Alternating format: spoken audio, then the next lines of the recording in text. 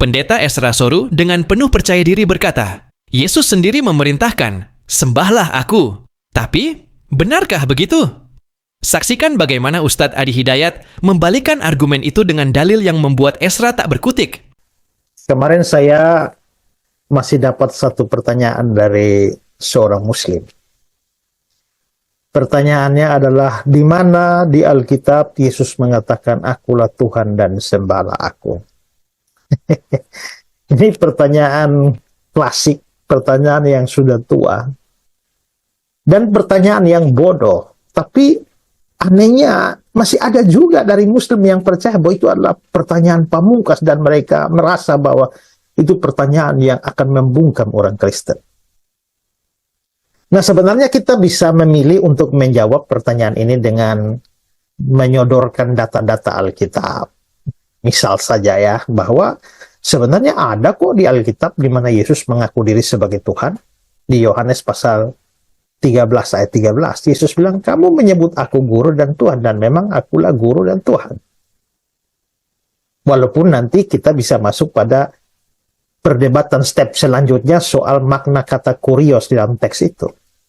Tapi seandainya tidak ada ayat itu pun kita masih bisa jawab dengan cara lain, adalah bahwa ya apakah Yesus itu baru bisa dipercaya sebagai Tuhan kalau ada pernyataan eksplisit dari dirinya sendiri bahwa dia adalah Tuhan? Tidak bisakah kesaksian murid-muridnya yang setiap hari makan, minum, tidur, bangun dengan dia, itu memberikan kesaksian dan kita percaya karena kesaksian murid-murid?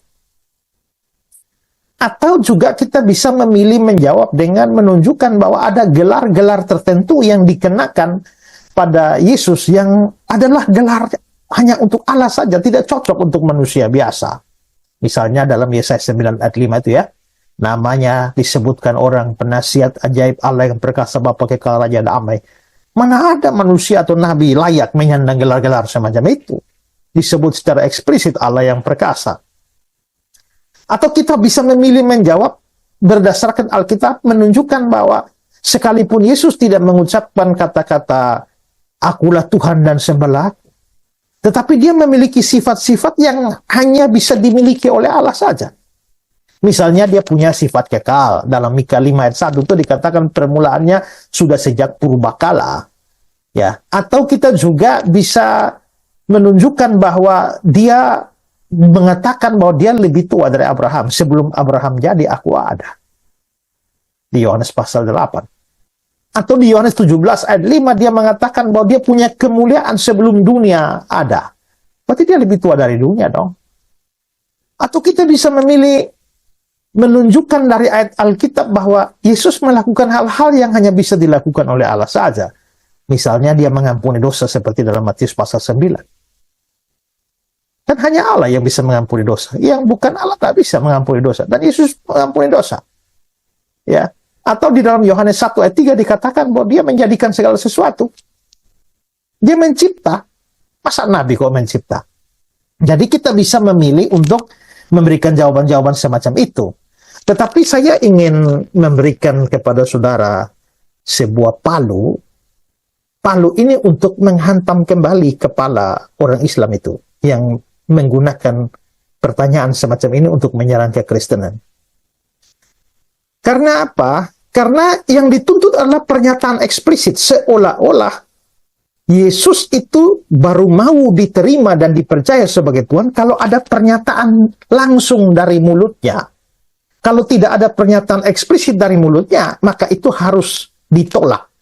Tidak boleh dipercaya. Ya. Jadi, kalau saya sebagai manusia, saya tidak bisa dipercaya sebagai manusia kalau dari mulut saya sendiri tidak mengatakan aku adalah manusia. Saya pernah ditanya, Ustaz, kenapa Anda tidak mengakui Isa sebagai Tuhan? Isa kan Nabi, saya bilang. Tapi Isa kan luar biasa. Isa satu-satunya makhluk yang diciptakan tanpa Bapa. Tanpa Bapa, makanya kami akui sebagai Tuhan. Saya katakan, mohon maaf, walaupun ini belum dihapus, tapi kita lihat baik-baik. Gak apa-apa ya. Perhatikan baik-baik. Kalau Isa ditetapkan sebagai Tuhan hanya karena lahir tanpa Bapa, saya tanya kenapa Adam tidak ditetapkan sebagai Tuhan? Karena Adam lebih hebat daripada Isa. Lahir tanpa bapak dan ibu. Lalu disampaikan kemudian, Ustadz, tapi kan Isa bisa menghidupkan orang mati. Lalu kami tegaskan, yang menghidupkan orang mati, makhluk mati bukan cuma Isa. Nabi Ibrahim pernah menghidupkan makhluk mati dengan izin Allah. Dan caranya lebih hebat dibanding Nabi Isa. Buka Quran surah kedua Al-Baqarah, ayat 260, paling kiri sebelah atas. Wa idh qala Ibrahim rabbi arini kaifa tuhyil mauta. Ketika Ibrahim menyampaikan kepada Rabbnya, ya Allah, tolong tunjukkan pada saya bagaimana menghidupkan yang mati. Qala awalam tu'min, Allah berfirman, kamu enggak yakin dengan saya? Qala bala walakin liyatma'inna qalbi. Saya yakin ya Allah, tapi tolong tunjukkan supaya hati saya lebih tenang saja, supaya hati lebih tenang. Lihat baik-baik, kata Allah, ambil burung, potong-potong, kemudian tebarkan di setiap bukit. Jadi setiap bagiannya pisahkan, simpan bukit 1, bukit 2, bukit 3. Thummad'uhunna ya'tinaka sa'ya. Kamu tinggal panggil, hei datang dengan izin Allah. Isa manggil, hei hidup dengan izin Allah. Ibrahim manggil, hei hidup datang dengan izin Allah. Nabi Isa menghidupkan yang mati, maaf masih utuh. Ditepuk, bangun dengan izin Allah. Nabi Ibrahim lebih canggih. Dipotong-potong dulu, disebar, dipanggil, hidup dengan izin Allah. Nyatu lagi dengan izin Allah Subhanahu wa taala. Lalu kami sampaikan, kalau Nabi Ibrahim menghidupkan yang lebih canggih dengan izin Allah, kenapa beliau tidak disebut sebagai Tuhan? Makanya di sini kemudian Allah menegaskan, inna, awas hati-hati, sungguh penciptaan Isa itu seperti halnya penciptaan Adam. Kamatsali Adam, seperti halnya penciptaan Adam alaihissalam. Maksudnya sama-sama sebagai manusia, sama-sama bersumber dari ciptaan Allah Subhanahu wa taala. Paham sampai sini? Sekarang kita kembalikan. Saya ulang baik-baik. Tadi yang diciptakan tanpa ayah dan ibu siapa? Adam alaihissalam. Nah, setelah Adam turun ke bumi, kemudian bersanding dengan Sayyidah Hawa, dari situlah melahirkan keturunan-keturunan. Keturunannya disebut dengan Bani Adam. Semua anak cucu Adam akan berproses kehidupan berbeda dengan Adam. Kalau Adam tidak melalui fase kandungan, maka semua anak cucu Adam akan melalui proses kandungan. Disebut dengan Bani Adam 7 kali dalam Al-Quran. Perhatikan baik-baik, Bani anak keturunan. Adam dari Adam plus istrinya, Hawa.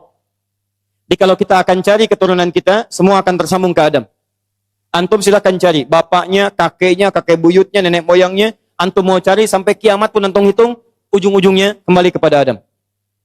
Nabi Isa kembali kepada Adam. Isa punya ibu Maryam, diproses dalam kandungan. Maryam punya ayah namanya Imran. Imran punya istri namanya Hannah.